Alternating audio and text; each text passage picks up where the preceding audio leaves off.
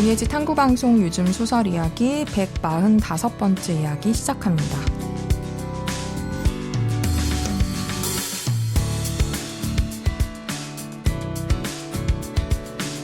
안녕하세요. 저는 해방촌에서 문학서점 고유서사 운영하고 있는 차경희입니다. 안녕하세요. 저는 KBS 라디오에서 라디오 프로그램 제작하고 있는 이주영입니다. 네, 오늘은 저희가 지난 시간에 소개했던 자언과 모음 2023년 가을호에 실린 윤고은 작가의 단편소설 이야기 한번 해볼 건데요. 제목이 웃겨요. 이거 홍해파리 같은 얘긴데. 네, 이 이야기 한번 해볼 거고요. 많이들 아시겠지만 오늘이 마지막 시간이에요. 요소야에. 그래서 저희가 미리 청취자분들께 좀 작별 인사를 해주십사 부탁을 드렸는데 청취자분들이 많이 보내주셔서 저에게 나눠주신 인사들 같이 한번 읽고 저희가 또 마지막으로 방송을 하는 저희 이야기도 조금 들려드릴까 합니다. 네, 아마 소셜미디어나 청취 플랫폼 댓글란 안 보시는 분들은 그냥 방송만 들으시다가 갑자기 마지막이라고 생각하실 수도 있는데 그러실 것 같아요. 네, 죄송합니다. 당황스럽게 드려서 저희도 뭐 마지막이라고 해서 앞서 특별한 뭘 준비하거나 이렇게 생각하진 않았고 네. 그냥 원래 하던 대로 소설 얘기하는 걸로 마무리하면 좋겠다 정도의 마무리를 생각을 해서 네. 조금 방송만 따라 들으신 분들은 갑작스러우실 수 있을 텐데 양해를 부탁드리면서 네. 저희가 이제 오늘 소설 소개해드리고 끝에 조금 더 인사 나누도록 하겠습니다. 네. 요소야 마지막으로 소개해드릴 작품은 이제 윤고은 작가님의 이거 홍해파리 같은 얘긴데 라는 제목의 소설이고요. 제목의 느낌도 그렇고 윤고은 작가님 소설을 기존에 따라 읽으신 분들은 예상 가능하시겠지만 굉장히 사랑스러운 소설이었어요. 네, 저한테는 맞아요. 특히나 더. 네. 그리고 사랑스러운 소설이지만 막 한없이 밝거나 그렇지도 않고 이 안에 담고 있는 어떤 메시지들도 그리고 좀 사회적인 이야기랑 연결이 되면서 좀 깊이 있게 다루고 있다는 생각이 또 한 번 들었습니다. 줄거리를 간단하게 소개를 해드리자면 네. 지하철 역사에서 영무원인 거죠. 네. 영무원으로 근무하는 김주은이라는 46세 여성이 어떤 주인공 인물 중 한 명이에요. 그리고 이 주은과 인턴십으로 들어온 이제 28세 청년인 지훈이라는 이제 인턴으로 이제 들어와서 계약직 전환을 기대하고 있는 96년생인 이 인턴과 주은이 그 90년대 문화를 좋아하는 것 때문에 네. 그 문화에 대한 여러 가지 향수적인 이야기들을 나누면서 굉장히 친하게 지내요. 네. 그래서 사실상 나이 차이가 굉장히 많이 남에도 90년대라는 공통 키워드를 갖고 둘이 밥을 따로 먹기도 하고 뭐 녹음했던 테이프를 음원화한 디지털화한 것들을 이제 공유도 하면서 굉장히 가깝게 지내는데 네. 결국에는 이 둘 사이에 어떤 이제 연애적인 기류가 흐르는 거죠. 네. 그래서 굉장히 달달한 고백과 함께 지훈의 마음을 확인하는 순간이 이제 등장을 하는데 흥미롭게도 이 바로 다음에 그럼 이 둘의 사랑 이야기로 넘어가는 것이 아니라 지훈에게 안 좋은 일이 벌어지는 거예요. 네. 다른 게 아니라 이 고객 안전실에 이제 어떤 민원을 담당하는 게 지훈의 역할인 건데 네. 그 지훈에게 어느 날 역사 아래에 누가 이제 누워 있는데 잠든 상태로 꽤 오래 있어서 발견해서 이제 민원이 들어와요. 네. 그런데 뭐 많이들 아시겠지만 지하철이 같은 역사를 쓴다고 해도 그 노선별로 이제 관할하는 회사가 다르잖아요. 네. 다른 경우가 있잖아요. 네.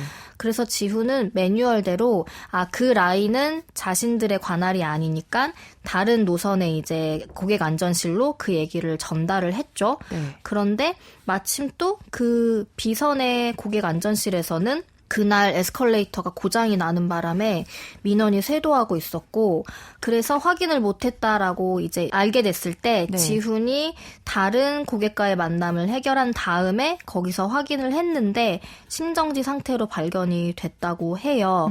그래서 사실상 지훈은 매뉴얼대로 이거를 처리를 한 건데 이제 여론은 아무리 뭐 다른 노선의 그 관할이라고 해도 사람의 목숨이 달린 일일 수도 있는데 바로 가봐야 하는 거 아니냐라는 식의 이제 비난이 네. 들끓는 거죠. 네. 그래서 지훈이 계약직 전환 이런 거는 생각도 못하고 이게 굉장히 그 두 노선 간에 누가 먼저 사과하느냐, 누가 먼저 책임지느냐에 또 그 사이에 지훈이 괴로워하다가 자신이 먼저 이제 어떤 사과문을 올리게 되는데 그 사과문조차 회사에서는 이게 공식 입장이 아니라고 인정하게끔 또 다시 압박이 들어오는 상황이 벌어지는 거예요. 네.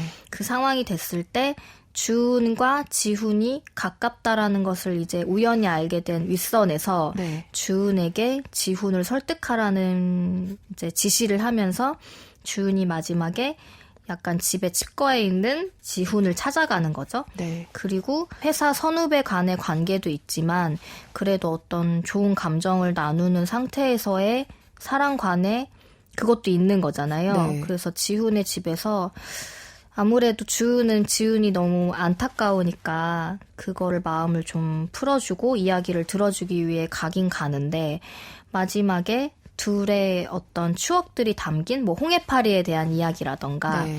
VR로 이제 지훈이 주은과 나누었던 추억 속 뭐 노래 이런 것들을 얘기를 하는데 굉장히 끝이 편안하게 느껴지면서도 좀 안타까운 마음이 느껴지는 걸로 끝나요. 네. 그러니까 별다른 어떤 사건의 해결이나 이런 것이 있는 건 아니고 지훈이 결국에는 주은에게 기대서 잠드는 것으로 이게 장면이 끝이 나는데 어떤 처음에는 저는 나이 차이가 많이 나는 사람들의 귀여운 사랑 이야기라고 생각을 했다가 이게 지훈이라는 청년이 인턴십 제도를 하게 된 이유도 역사에서 어떤 민원을 해결하기 위한 임시방편인데 그거를 굉장히 착취까지는 아니지만 채용 과정에서의 그런 교묘한 술수를 써서 네. 청년들의 노동을 어떤 보여주기 식으로 민원 처리 식으로 하는 상황 그래서 사회적인 실제로 이제 뭔가 문제가 되는 부분들을 잘 건드리기도 하고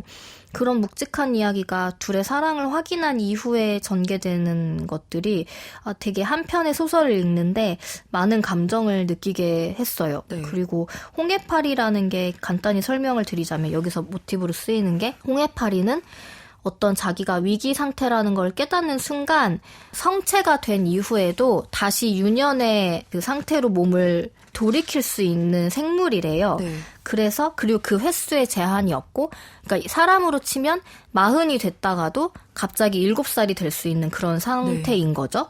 그래서 여기서 말하는 홍해파리 같다라는 게 뭐 이 둘의 그냥 농담 같은 건데 이거 홍해파리 같은 얘긴데 라고 하면서 제가 느끼기엔 좀 약간 시대를 아우를 수 있고 언제든 과거로 회귀할 수 있는 그 사람들이라는 공통점을 이렇게 표현했다고 느끼긴 했는데 네. 약간 이렇게 정확하게 어떤 의미인지는 모르겠지만 나이에 상관없이 어느 시간으로도 돌아갈 수 있는 사람들 그런 느낌이고 홍해파리라는 게 무한정으로 실제로 회춘할 수 있기 때문에 잘 하면은 영원히 살 수 있는 생물이라고 그쵸. 이제 얘기가 찾아보니까 나오더라고요. 네. 그래서 어떤 상징적으로는 저는 좀 사랑에 대한 은유로 읽히기도 했어요. 마지막 장면도 결국에는 그런 느낌이기도 해서 네. 되게 사랑스러운 감정과 묵직한 감정을 동시에 소설 한 편에서 느낄 수 있게 굉장히 재미있게 좋게 잘 읽었습니다. 네. 저도 윤고은 작가님 작품 뭐 많이 읽은 건 아닌데 읽을 때마다 되게 재밌다는 생각을 하게 되는데 이번 작품은 제가 그동안 읽었던 작품 중에서 저는 어쩌면 가장 기억에 남는 작품일 거란 생각이 네. 들 정도로 되게 좋았어요. 저는 다 읽고 나서 삶은 왜 이렇게 가혹한 것인가라는 생각을 했어요. 근데 이게 삶인지 아니면 뭐 세상인지 사회인지 모르겠는데 뭐 결국은 저는 이런 사회나 세상에서 살고 있는 거니까 저도 처음에 달달한 사랑 얘기인 줄 알고 너무 재밌어하면서 읽었던 거예요. 네. 근데 마지막에 그게 되게 무참히 깨지는데 그 무참히 네. 깨지는 저는 그 순간이나 이야기가 너무 현실적이어서 맞아요. 약간 속수무책으로 제가 그 당할 수밖에 없는 느낌이 좀 들었어요. 그러니까 저항하고 싶고 이 둘의 사랑이 계속됐으면 좋겠고 해피엔딩이었으면 좋겠는데 그럴 수 없게 작가가 너무나 냉정하게 네. 이 둘 사이를 찢어놨어요. 네. 근데 이 찢어놓는 이 상황이 너무 이해가 되는 거예요. 그래서 와 진짜 가혹하다. 근데 그게 인생이지라는 생각이 들고 결국은 이 둘이 이제 홍해파리 같은 얘긴데라고 하면서 자꾸 90년대 얘기하고 좋아하잖아요. 네. 근데 마지막에 이제 그 지훈이 홍해파리의 회춘이 사실은 실험실에서만 가능하고 자연 상태에서는 그렇지 않다. 홍해파리도 돌아갈 수 없다. 네. 실험실에서만 죽지 않는다. 그러니까 이 말을 하는 순간 되게 마음이 아팠어요.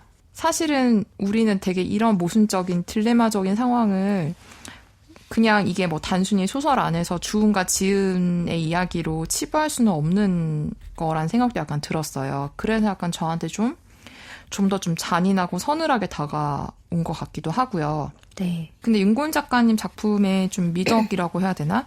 여기 되게 사회 문제가 엄청나게 많이 맞아요. 디테일이 들어있거든요. 네. 근데 그게 좀 딱딱한 무슨 사회 고발이나 네. 그런 소설이 아니라 네. 되게 좀 재밌는 그냥 사랑 얘기처럼 들리는데 그것들이 약간 요소 네. 미리 이렇게 떡밥을 던져놨다가 네. 마지막에 한꺼번에 좀 그물로 이렇게 쳐가지고 회수를 하는데 네. 그게 되게 좀 이 사회에 좀 되게 잔인한 민낯 같은 거 맞아요. 확 드러낸다는 생각이 들었어요. 그래서 그런 식의 부분, 아까 말씀하신 것처럼 지하철 노선이 다른데 사람이 되게 갑자기 줄어버리고 자동화됐지만 그 자동화로 인한 폐해가 엄청나고 이 자동화를 막기 위해서 어떤 식으로 자본이 또 청년들을 이용하는가 이런 이야기가 쫙쫙 들어가 있고 마지막에 이제 결정적 한 방이 이들을 결국 되게 헤어지게 하는 그건데 이런 경우를 저는 지금도 오늘 뉴스에서도 본 것 같은 느낌이 들거든요. 기시감이 들거든요. 네. 어떤 사고 나요? 그러면은 양심적인 어떤 직원이 아 저의 잘못입니다라고 혹시나 그걸 밝힐 경우에 네. 그게 사람들에게 칭찬받을 일이 아니라 네. 무마하고 없던 걸로 해야 되는 상황이 생겨버리는 상황? 비난이 그쪽으로 오히려 쏠려버리는. 네. 그러니까 네. 저는 이 지훈이 영무원 인턴을 하는 이 인턴 사원이 예를 들면 내가 그 지하철 회사의 네. 고위 간부였으면 이 인턴이 이 글을 올리는 순간 저도 머리가 되게 복잡해졌을 것 같아요. 네. 이 인턴은 정말 자기가 할 수 있는 걸 한 거예요. 진심 어린 사과를 하고 싶었고 사실은 이렇게 진심 어린 사과를 하는 게 맞죠. 근데 되게 이상적인 사회에서는 이 책임이 있는 예를 들면 B선에 원래 했어야 되는 그 직원도 아닙니다. 제 잘못입니다. 제가 늦었습니다. 그러니까 서로 제가 좀 더 노력했으면 막을 수 있었을 텐데 죄송합니다라고 사과한다면 되게 네. 일이 아름답게 마무리될 터지만 이 상황이 딱 벌어졌을 때 책임을 져야 하는 그 업체나 회사나 이쪽에서는 어떻게든 우리 잘못이 아니게 특히 법적으로 문제가 없게 네. 예를 들면 사과문의 워딩 하나하나까지 네. 법적으로 다 신경을 써가지고 최대한 자신들이 피해가 없게 그 피해자에 대한 생각은 전혀 하지 않고 이렇게 돼버리는 게 지금 우리가 사는 현실이잖아요. 네. 근데 그게 너무나 좀 잔인하게 실감나게 잘 그려져 있고 그래서 이 마음을 다해서 사과한 지훈이라는 친구는 졸지에 회사에 약간 좀 손해를 입히게 되는 나쁜 애가 돼버리고 그러면 이 지훈의 사과를 없던 걸로 되돌리기 위해서 회사는 지훈이라는 이 직원에게 되게 잔인하게도 가서 너 사과 잘못한 거다라는 각서를 받아오라고 시키잖아요. 네. 그러니까 저는 이게 너무 가혹하다. 근데 너무 현실이다라는 생각이 좀 강하게 들었던 것 같아요. 네. 저도 윤고은 작가 작품이 좋은 게 되게 사회적인 이슈들을 소설에 적극적으로 끌어오면서도 그거를 그냥 우리가 진짜 발 딛고 있는 현실의 한 축으로 되게 자연스럽게 이야기에 녹아내는 것 같은? 그러니까 그걸 전면에 내세우는 듯 하면서도 어떤 사회적 배경으로 그냥 자연스럽게 소설 안에서도. 그래서 이 소설도 되게 여러 가지 부조리를 드러내는데 그게 스토리랑 굉장히 잘 연결이 되잖아요. 네. 그러니까 지훈이 마지막에 꼭 그렇게 등호의 의미는 아니겠지만 실험실을 벗어난 것 같다라고 얘기를 하는 것도 지금 역사 안에서 같이 둘이 근무를 했을 때는 그리고 지훈은 원래부터 기관사가 되고 싶은 꿈을 갖고 있었던 네. 그리고 심지어 꿈에서도 역사에서 일하는 꿈을 꾸는 옛날 방식대로 그 사람들에게 굉장히 아날로그적인 안내 멘트를 해주는 감성적인 기관사의 꿈을 꾸는 거잖아요. 네. 근데 그 역사에 더 이상 같은 공간에 있지 못하게 됐을 때 자신의 사랑의 감정이 끝에서는 아무것도 아닌 것처럼 되어버리는 느낌? 네. 그러니까 자기가 실험실을 벗어났다라는 걸 느꼈다는 게 그런 식의 씁쓸함이기도 했고 둘이 되게 달달한 고백을 하는 장면이 있는데 네. 그거를 목격했던 역장님이 처음엔 자기도 사실 길고양이 밥 줘라는 식으로 자신의 비밀 교환을 제안을 한 되게 좀 사랑스러운 장면이 나오면서도 결국에는 문제가 생기니까 각서 받아오라고 주운을 보내는 것도 그 역장인 거고 어떤 그냥 너무해요, 되게 진짜. 되게 근데 너무 전형적인 상사의 모습이에요. 그쵸. 네. 그냥 한국 사회의 어떤 부조리한 것들이 막 구태여 무언가 설정하지 않아도 되게 자연스럽게 잘 보여지고 있어서 네. 그리고 주은도 지훈의 그런 자신에 대한 애정이나 이런 게 결코 싫은 느낌은 아닌데 네. 이게 더 이상 이어질 수 없구나라는 거를 되게 잘 받아들이고 네. 결국에는 이게 마지막에 주은의 그 어깨에 지훈이 기대는 게 저도 이제 이 사랑이 그러니까 물론 물음표도 있지만 둘이 여전히 애정이 공고하겠구나 이런 생각은 들진 않았거든요. 네. 그냥 어떤 다시 정의 내릴 수 없는 뭐 동료 선후배 관계로 돌아가는 느낌도 들기도 하고 지금 지훈에게는 그 어떤 사랑의 말보다는 그냥 누군가에게 기대고 싶은 정도의 마음 그것만 남아서 그게 굉장히 좀 서글프다라는 생각도 들었어요. 그래서 네. 이 소설 자체에 그냥 정말 너무 있을 법한 이야기? 이게 이 소설에서 뭐 둘의 나이 차라던가 이런 게 크게 희한하게 느껴지기보다는 정말 이게 홍해파리 같은 사람들에 대한 이야기? 그런 네. 느낌이어서 소설 한 편 안에서 느낄 수 있고 생각할 수 있는 것들이 굉장히 다채로워서 되게 좋았어요. 네. 홍해파리 처음 알았거든요. 저도요. 오, 되게 신기하네요. 엄청 부럽네요. 네. 네. 약간 뭐랄까, 오. 그 벨 에포크라고 하나요? 네. 그, 전성. 그쵸. 네.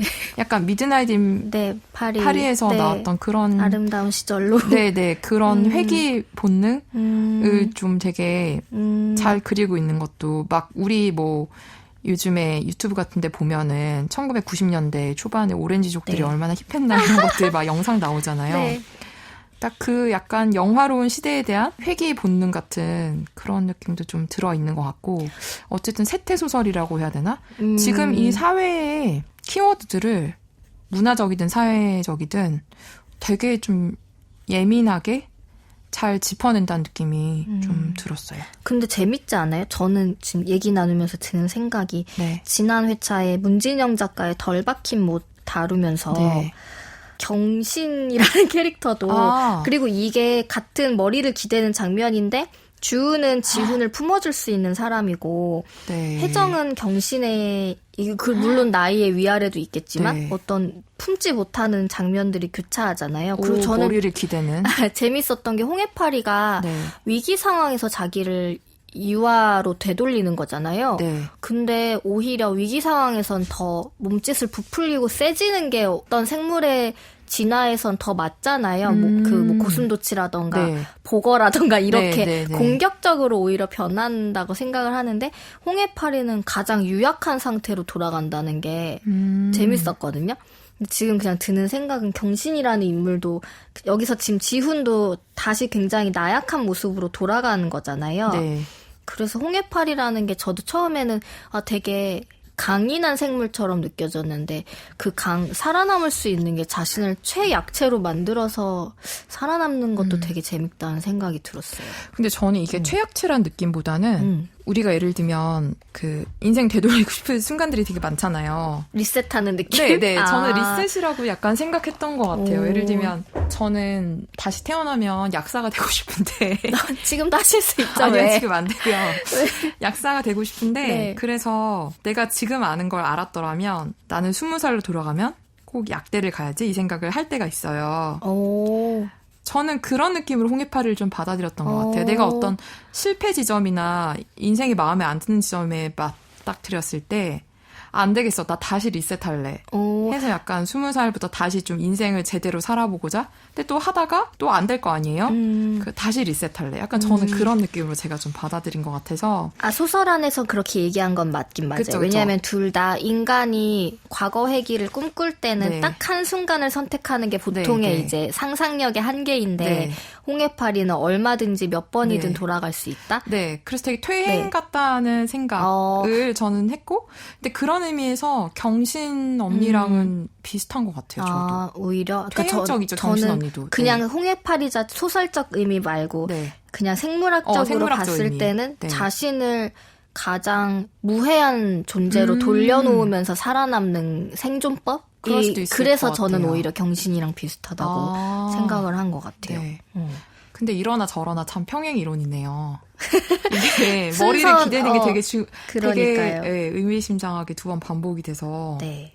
저희가 같은 문예지 소개하거나 아니면은 그냥 다른 문예지에 있는 비슷한 작품들을 맞아요. 연이어 소개할 때 그 작품들이 닮아 있는 경우가 꽤 있어서 네, 포개지는 지점들이 좀 있는 네. 것 같아요. 네. 그렇게 의미부여를 할 수도 있지만 어쨌든 그렇게 한번. 좀 연결돼서 읽히기도 하네요. 네. 네, 이렇게 자은가 모음 2023년 가을호에 실린 윤고은 단편 이거 홍해파리 같은 얘긴데에 대해서 이야기 나눠보았습니다. 네, 저희가 이제 마지막 인사를 드릴 시간이 됐네요. 사실은 그 SNS에 작별 인사를 나눠달라고 공지글을 올리면서 왜 저희가 방송을 마치게 되었는지에 대한 이유는 설명을 안 했었어요. 따로 안 드렸죠? 네, 일단은 저 같은 경우에는 설명을 잘 못하겠더라고요. 딱히 그래서 네.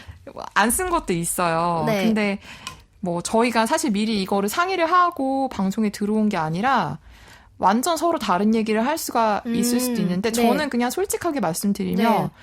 그냥 저라는 사람의 약간 네. 좀 인생 행로에서 네. 지금이 좀 너무 많이 지쳐있는 네, 번아웃 상태여가지고 개인적인 삶을 좀 정리하고 있는 단계에서 요소야도 정리를 하는 게 맞겠다라는 사실 개인적인 동기가 저한테 네. 좀 가장 컸고 네. 또 다른 이유는 이거는 경희님이랑 비슷할 수도 있겠지만 저희가 그래도 횟수로는 5년 저희가 시즌 1을 2년을 했었고 시즌 2를 1년을 했는데 그 정도 해오면서 좀 저희가 하는 소설 이야기들이 충분히 할 만큼 하지 않았나? 약간 이런 생각도 저는 약간 들기는 했었거든요. 네. 그래서 이런 생각 속에 제가 경희님께 먼저 좀 말씀을 드렸고 동의를 해주셔서 저희가 이렇게 마지막 방송까지 오게 네. 되었습니다. 네. 저는 주영님이 정확히 말씀하신 워딩으로 얘기를 하려고 했어요. 할 만큼 했다라는 생각을 주영님이 처음 얘기를 꺼내셨을 때 네. 이 생각을 이미 좀 이전부터 해오고 있었던 네, 것 네. 같아요. 할 만큼 했다라는 네. 게 이 요소야에 대한 이야기이기도 하지만 그러니까 소설 얘기 할 만큼 했어가 아니라 지금 요즘 소설을 문예지의 것들을 소개하고 싶다라는 취지 그리고 요즘은 이제 많이 유행하는 말이지만 좋아하는 것에 대해 더 많이 이야기하고 왜 좋은지를 구체적으로 얘기를 해보는 연습을 해보자 해서 시작을 했는데 그 연습을 많이 덕분에 한 것도 사실이고 네. 또 하나는 주영님과 그냥 따로 많이 얘기를 하긴 했는데 요즘 소설이라는 키워드에서 저희가 방점을 찍고 있는 게 요즘이기도 하잖아요. 네. 근데 요즘 소설에 대해 점점 모르겠다라는 생각을 어느 순간 하게 된 네. 것 같아요. 홍해파리 같아요, 제가. 아마 1년 동안 쉬면서 네. 못 따라 읽어서 그런 걸 수는 있는데 시작할 때의 마음처럼 와 요즘 나오는 소설들에 대해 뭔가 흠뻑 빠져들고 내가 이 소설에 대해 어떤 점들을 좋은 점을 막 얘기할 수 있을까 하는 신나는 마음보다는 네. 요즘 소설 달라졌네. 내가 좀 못 읽는 것 같네. 어떤 게 좋은 요즘 소설이지? 이런 네. 물음표를 좀 많이 지금 시즌2를 1년 동안 하면서 생각보다 내내 품게 된 것 같아요. 그래서 다시 만약에 요소야를 제가 종료를 하고 네. 뭐 다른 컨텐츠나 이런 건 전혀 생각해보지 않았지만 네. 이제 좀 내가 요즘 소설을 문예지로 읽는 것보단 나한테 필요한 건 어쩌면은 첫 소설집 읽는 거를 좀 개인적으로 해봐야겠다라는 생각이 좀 많이 들었어요. 그것도 되게 좋은 기획이네요. 왜냐면 제가 그 1년 동안 요소야 쉬면서 저도 문예지에서 많이 멀어졌었고 네. 마음으로나 물론 문예지 일을 하긴 했지만 네. 이 요소를 하면서 정도까지 막 신작들을 찾아보진 않았는데 이미 내가 많이 흐름에서 뒤처져 있고 정확히 이해하지 못하면 소설에 대해 얘기하는 게 위험하겠다. 위험까지는 아닌가요? 뭐 소설이니까. 네. 그래도 오해를 낳을 수 있다. 오독에 영향을 드리면 안 되잖아요. 네. 그런 생각을 하면서 내가 조금 지금 요즘 소설을 읽기에는 부족한 면이 좀 있지 않나? 이런 생각들이 방송을 하면서 시즌2 하면서 좀 들었던 것 같아요. 네, 그래서 네, 쉬어가는 것도 필요하지 않을까? 자신을 좀 업데이트하는 시간도 필요하지 않을까라는 생각을 했습니다.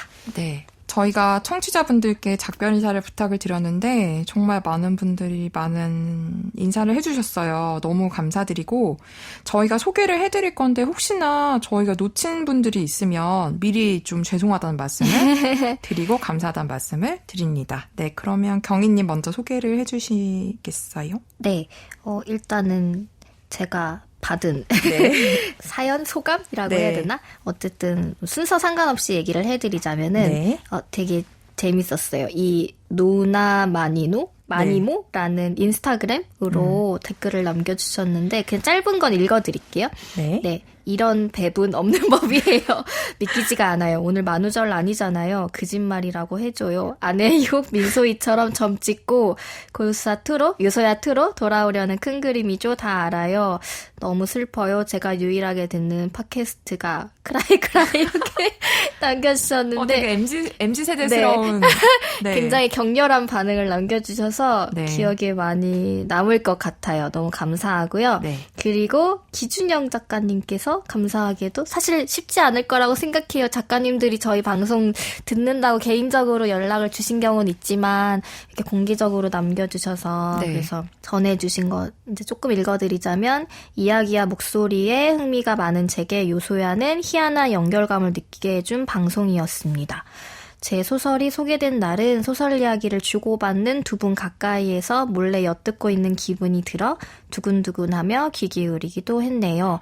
언제든 어떤 식으로든 좋은 시간을 이어가 주시기를 바랍니다. 이렇게 남겨주셨습니다. 네, 저희 감사합니다. 특집 방송에도 한번 나와주셨었죠. 네, 조금 기준영 작가님 작품을 저는 요소야 하기 전에는 그렇게 찾아 읽었던 적은 별로 없었거든요. 저도 많이 접하지는 못했었어요. 근데 문예지 읽을 때마다 기준영이라는 이름을 발견하면 이제는 되게 기대되고 읽고 나면 늘 좋고 그래서 저한테도 사실은 기준영 작가님을 최애 작가로 좀 가지게 된 좋은 인연이고 감사한 순간들이 많았던 것 같습니다. 맞아요. 그러면 제가 몇 개 소개해드릴게요. 네. 저는 좀 놀랐어요. 김진숙, 유명하신 김진숙 지도님께서, 박완서 작가님이 요즘 소설인 제게 요소야가 동네 골목골목을 소개해주는 동친 같았습니다.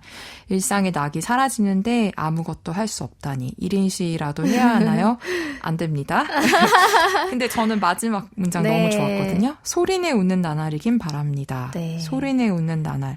지도님도 꼭 그러셨으면 좋겠고 저희도 이 말씀 간직하겠습니다.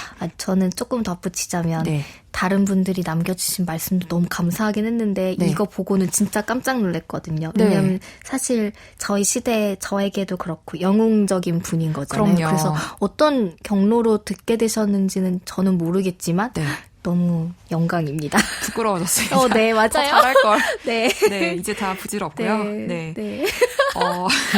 저희가 글로벌하게 해외 청취자가 또 있더라고요. 어느 나라인지는 모르겠는데 블루허밍님께서 문예지를 구입하기 힘든 해외 청취자로서 애정하는 방송이었습니다. 지금 한국 소설의 지도를 더듬을 수 있었다고 말씀해 주셔서 정말 감사드립니다. 그리고 저희의 해외 청취자 중에 많은 비중이 일본 분들인 것 같아요. 이거는 제가 좀 한국 문학이 일본에서 흥하고 있다라는 소식은 몇 년 전부터 듣고 이제 접하긴 했지만 그래도 한국어로 하는 방송을 들어주시는 건 더 감사하고 신기한이라는 생각이 들었어요. 소개해드리자면 모모코님은 사실은 사연에도 써주셨지만 저희 서점에도 찾아와 주셨고 맞아요.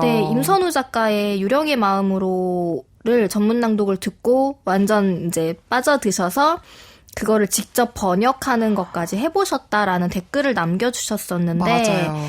그거를 제가 고요서사 계정에 다 댓글을 다신 거를 봤었고 어떻게 인연이 되었는지 자세히는 모르지만 임선우 작가님과 함께 저희 서점에도 방문하신 적이 있거든요. 네. 그래서 이제 선물도 갖다 주시고 해서 저한테도 너무 기억에 남는 청취자분인데 저에게 굉장히 긴 DM을 보내주셨어요. 네. 그래서 조금만 이제 읽어드리자면 임선우 작가님 말고도 라디오를 통해서 많은 한국 소설가들을 알게 되고 한국 문학에 관심을 갖게 됐어요. 그 책을 직접 읽지 못해도 두 분의 목소리에 귀를 기울이면서 책 내용을 상상하는 게 재밌었어요. 언어를 많이 공부하면 제가 알 수 있는 세상이 더 넓어진다는 걸 실감할 수 있는 순간이었어요. 요소야를 이제 들을 수 없게 된다고 생각하면 너무 아쉬워요 라고 남겨주셨고 네. 모든 임선우 작가님을 비롯한 작가님들 진심으로 감사드리고 네, 저희에게도 인사를 전해주셨습니다. 네. 그래서 굉장히 기억에 남고 또 하나는 트위터로 카나조라고 읽으면 되겠죠? 라는 네. 분이 일본어로 남겨주셨는데 번역기를 돌려서 너무 좋은 세상이에요. 감사합니다. 네. 정말 좋아하는 팟캐스트 요즘 소설 이야기가 종료된대요. 좋아하는 회는 몇십 번 들었는지 모를 정도로 임선우 작가를 알게 된 것도 이 라디오 덕분 너무 외로워요. 아카이브 계속 남겨줬으면 좋겠어요. 저희 아마 아카이브는 계속 남아있고요. 남아있겠죠? 네. 근데 임선우 작가님 팬이 일본에 네, 형성이 되는데 작은 기여를 했다면 너무 좋은 기쁜 자화자찬 일이고. 한번 해보겠습니다. 네. 네. 또 한 분의 일본 분 계시죠? 아, 네. 네. 맞아요. 사토미님. 제가 이분을 계속 일본분이 아니라고 생각을 하게 되는 게 네. 한국어를 진짜 한국말을 너무너무 잘하시기도 했고 잘하시는데요? 실제로 이스라 작가의 작품을 번역하는 일도 하시고 아. 한국에도 서점 좋아하셔서 여러 네. 번 인사 나눴고 얼마 전에 찾아오셨는데 제가 뵙지를 못했어요. 그래서 따로 인사드려야지 하고 제가 연락을 못 드렸는데 네. 아무튼 늘 관심을 가져주시는 분이라 너무 감사하고 네. 소감 읽어드리자면 제가 아껴 듣는 방송이었어요. 문학지를 소개하는 콘텐츠는 없어서 귀한 문학 프로그램이었고 한 편 한 편 이야기해 주시는 걸 들으면서 한국 문학의 재미, 문학에 대한 사랑을 느꼈습니다. 시즌2가 시작했을 때 얼마나 기뻤는지 모르겠어요.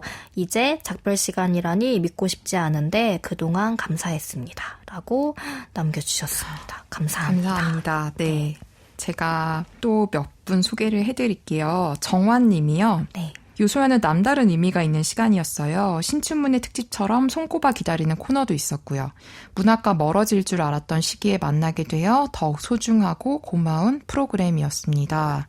신춘문예 특집 네. 정환님처럼 좋아하시는 분들 되게 많아서 전 좀 놀랐었어요. 맞아요. 초반에 저희가 그냥 해볼까 하고 네. 했는데 이걸 되게 특별하게 여겨주시는 분들이 많아서 저희도 네. 사실은 연초되면 이거는 해야겠다 무조건 이런 맞아요. 생각이 들었었는데 네. 정환님처럼 이 네. 신춘문예 특집 아껴주시는 분들 그리고 네. 다른 코너들 네. 아껴주시는 분들 너무 감사드리고 네. 그리고 정환님은 굉장히 길게 또 한 번 인스타에 써주셨는데 맞아요. 그거는 저희 둘이 엄청 잘 읽었습니다. 네, 감사합니다. 감사합니다, 정환님. 네.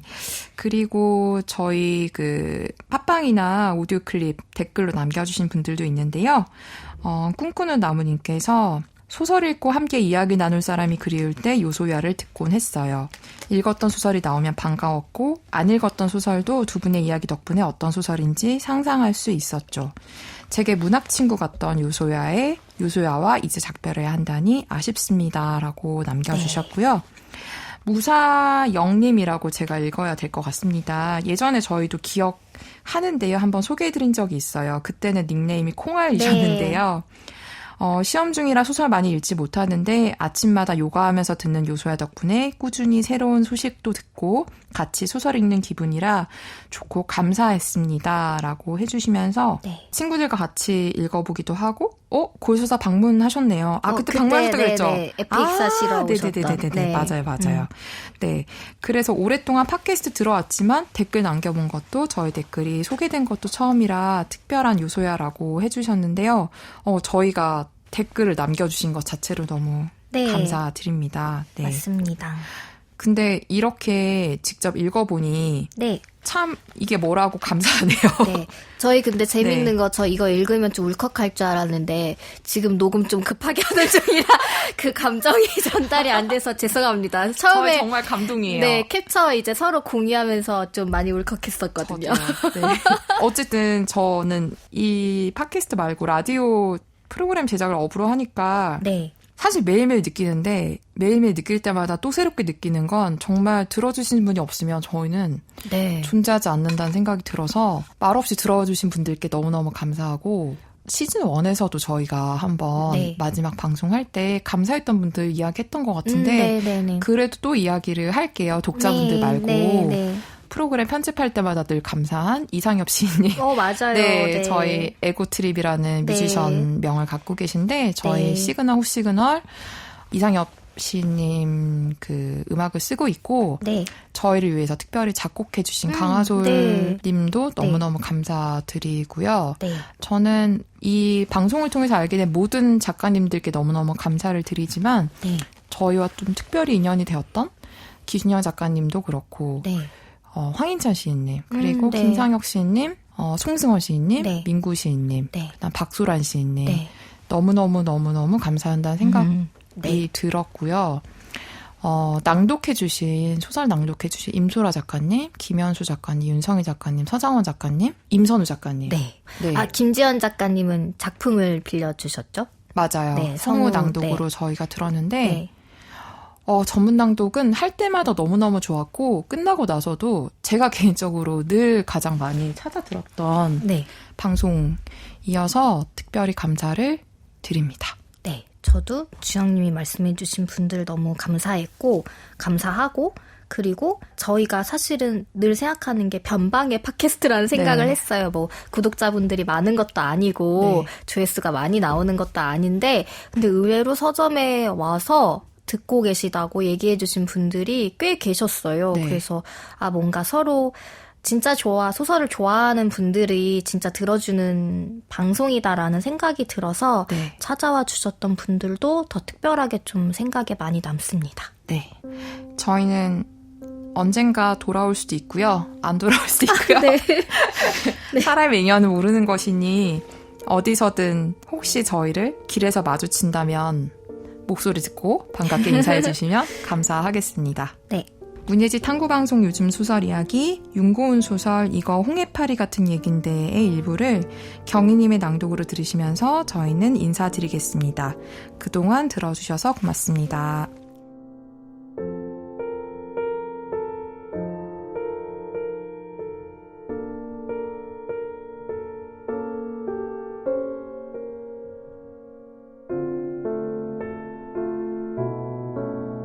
저쪽 꿈과 이쪽 꿈은 서로 영향을 주고받는다.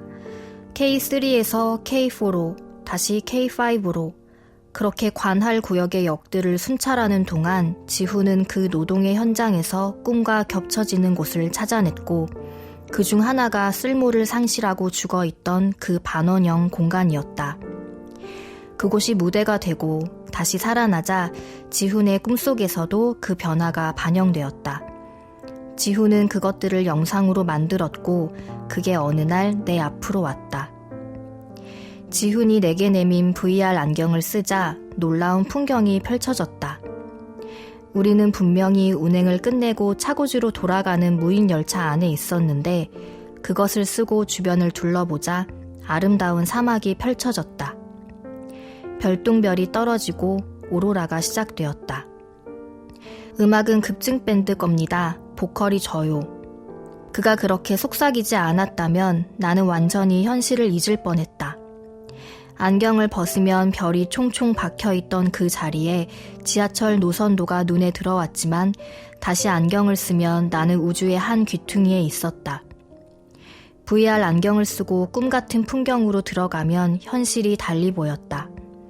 열차가 흘러가는 이 지하선로가 어쩌면 우주의 한 골목일 수도 있지 않을까.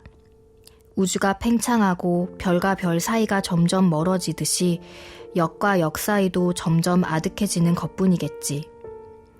이것 또한 홍해파리 활동일까? 잠들기 위해 이동하는 열차 내부가 그 틀에 박힌 어둠이 얼마나 황홀할 수 있는지 나는 그날 처음 알았다.